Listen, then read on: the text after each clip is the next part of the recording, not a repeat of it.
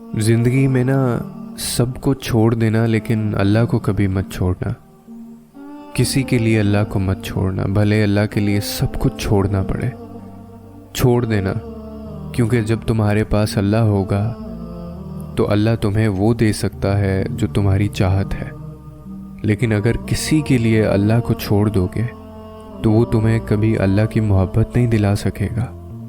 अपनी चाहतों को महफूज रखने से बेहतर है अल्लाह की मोहब्बत को महफूज रखो। फिर हर वो चाहत अल्लाह महफूज रखेगा जो तुम्हारे दिल में है। इसीलिए जो छोड़ना पड़े छोड़ देना, लेकिन अल्लाह को कभी मत छोड़ना। क्योंकि जब अल्लाह तुम्हारा होगा तो सब कुछ तुम्हारा होगा। और अगर तुम ऐसा कर लोगे तो सोचो इसका इनाम कितना बड़ा होगा।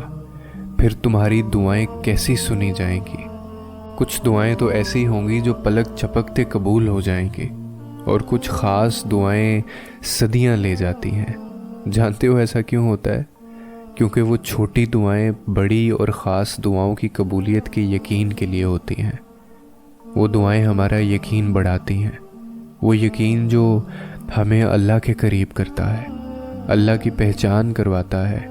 कुछ ख़ास दुआएं होती हैं अल्लाह के करीब होने के लिए, और जब इंसान अल्लाह के करीब हो जाता है तो वो दुआएं अपने आप कबूलियत का रंग इख्तियार कर लेती हैं। ये हमारे रब की मोहब्बत है कि वो हमें हर तरह से अपने करीब लाता है और लाना चाहता है। तो बस अल्लाह को कभी मत छोड़ना।